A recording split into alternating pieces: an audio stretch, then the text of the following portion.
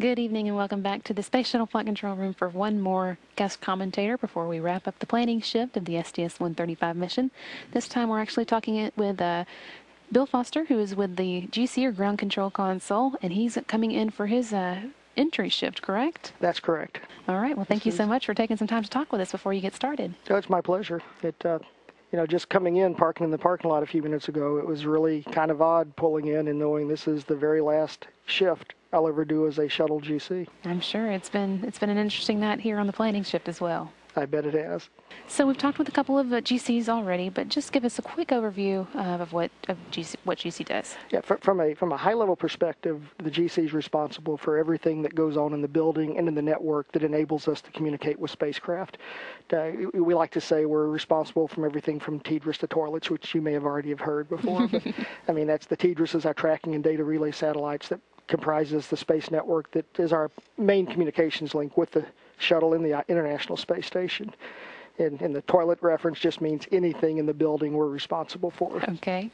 Well, it's been a pretty quiet and easy mission for y'all so far, right? It actually has been very quiet. The last couple of missions we've had several problems in the network, and there are some things that were going on that we didn't understand, and even though we did a lot of testing in between missions that we were really concerned coming into this one, but they've all behaved themselves.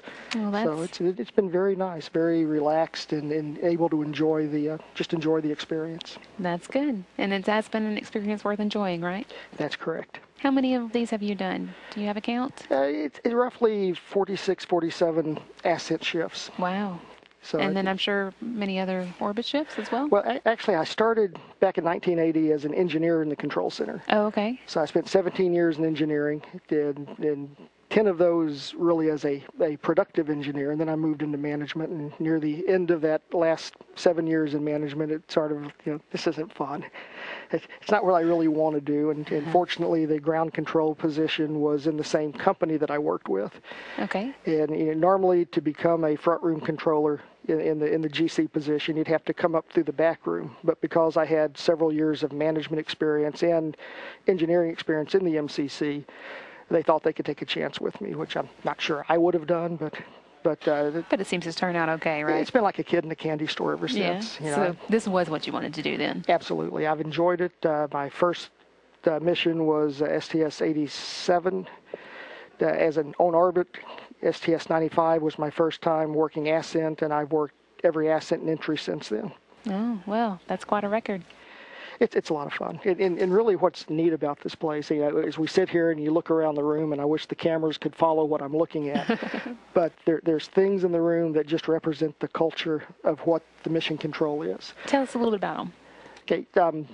I know I've seen y'all focus on the plaques, so Sure. I'm sure that the viewers have seen a lot about the plaques and what we do. And in fact, next Tuesday, the 26th, we're going to have our final plaque hanging ceremony, where the STS-135 plaque that currently sits over by the main door into the room will be hung over in the last position down the wall.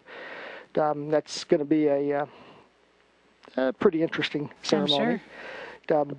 Over on the other side, you've got a series of plaques that represents what we call the Spaceflight Memorial Wall, that represents the Columbia accident, the Challenger accident, and the Apollo accident. Plus, there's one on top of that I'm particularly proud of because I helped design the Spaceflight Memorial plaque. After the Columbia accident, which I was on the entry team for that, I helped, support the investigation afterwards on here. And from a GC perspective, it was mostly logging things or signing permission to go take things out of storage to go off and review. So there wasn't a lot of active duty to do. And I spent some time thinking about the crew, which I knew most of them, and also thinking about the previous crews. And it just hit me that I wanted to try and come up with some design that represented that. And I'm not an artist, but fortunately, I know a person named Michael Akuda, who's a graphics artist. He was the person in the Star Trek productions that made all of flowing displays and all of the graphics and things. And I had a chance to meet him several years before that. And I emailed him and asked, would you help with this? And he's a pretty good artist. That turned out okay then. Over the next month and a half, I would send him concepts, and he would very quickly send back really neat designs, and it developed into something that became the Spaceflight Memorial emblem that to the surprise of both of us, ended up on the back of the Columbia Accident Investigation Board book. So, but it's now hanging in the room with the other 3 emblems. And in fact, Mike has gone on to do a lot of other graphics for NASA, all the constellation graphics, and he was even asked to design the one for the last Hubble mission, STS-125. I remember that. So he's got 2 plaques sitting in this room right now. Nice. Yeah, very neat person. He and his wife, Denise, had been involved with Star Trek for a long time and just good friends. Well, so you've been here for a lot of ups and downs for the shuttle program. And I guess coming up on the very last shift, it looks like, if the weather holds out. Right now the weather looks very good. I just came from the weather office down the hall, and okay. And it was more sitting there and joking with them, which is a sign that they're not working anything. Right. You know, Tony Sakachi, the entry flight director, will be here in a little bit, and he'll go down and he'll talk to them. And Richard Jones, who was our ascent flight director, is going to be our weather flight for this one. I don't think he's going to have a lot to worry about tonight. Okay. It just looks very calm. It looks very much like we're going to land right on time. But, of course, we are talking about Florida. Of course. And nobody's going to take that for granted. So we don't know for sure until we're actually on the ground. Well, you've been training with this team for a while, I'm sure, getting ready for the last deorbit and landing for a space shuttle. What's the mood been like over the course of all your simulations? It's the mood's been good. It's been very professional. That's one thing that I have to say, and not just with this team in here, but the people that I know at Kennedy Space Center, the people I know at the different tracking sites. You know, a lot of these people know that they're losing their jobs after this mission. And no one's lost focus. No one has lost sight of what we're trying to accomplish, what we're looking at. And the whole thing we're looking at is crew safety first. These aren't just American astronauts up there. These are our friends.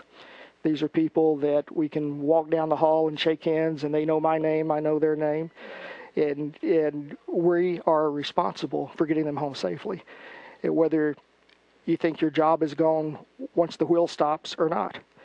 And I'm just really impressed with the people that I work with, that you can come in and continue the training flow as though it's just one more in a long series yet to come. But yet we still know it's the end. Right. I mean, there have been things that are different with this flow. A few weeks ago, we had a sim where we brought the media into the room, which we've never done before. I remember that. And they watched part of the sim, and then at the end of it, they wandered freely around and talked to us. And, you know, it's kind of interesting to do that. But at the same time, you're thinking, you know, there's a reason this is happening. You know, you wish that you would have this attention all the time. Yeah. But, you know, the reason they're doing it is it's over. Well, let me ask you now, what do you think the mood will be like after that final touchdown? It's gonna hold for a while. I know tomorrow morning everyone is going to stay highly focused. We should land a little before 5 a.m. in the morning. We're going to go through all the things we normally do once the orbiter touches down. We're still in control of it. We're still responsible for the crew's safety until the crew's out of the vehicle, until KSC has connected ground cooling and they've cleared the zone. And at some point around an hour to an hour and a half after we land, we're going to hand the orbiter over to KSC. At that point, the job of this room is done. And that's when we'll relax. That's when we'll let ourselves sit back and start trying to see what's the next step. All right. I know that Tony is going to want to have some words with the people here. And I think that NASA TV is going to come back in here at that point and cover some of that. Then he wants, as a whole team, that we're going to go over and join a ongoing celebration, the wheel stop celebration at JSC. And then at that point, it's probably for the rest of the day, even though we've been up all night, for the rest of the day we're probably going to go in, I don't know if you call it a celebration or a wake, but it's going to be lose yourself in the experience that we've all had. Right. Now, come Friday, we'll come back down to reality a little bit, and over the next few weeks, it's going to be, a whole different experience for a lot of people. But, this is a very special, a very magic day. And, again, it's just great to be part of this team. Couldn't agree with you more. And I've been asking people, where they're going to be during landing, but we know exactly where you'll be up here, the front corner of the room, right? I'll be right there. We'll be working with the tracking sites. We'll be working with the control center, with making sure everything is working. We want to make sure that everything, all the data, everything is available for Tony and his team. And Intrepid Flight's going to get us on the ground good. And we're going to be there to support him. Okay, well, we, of course, wish you very good luck with that.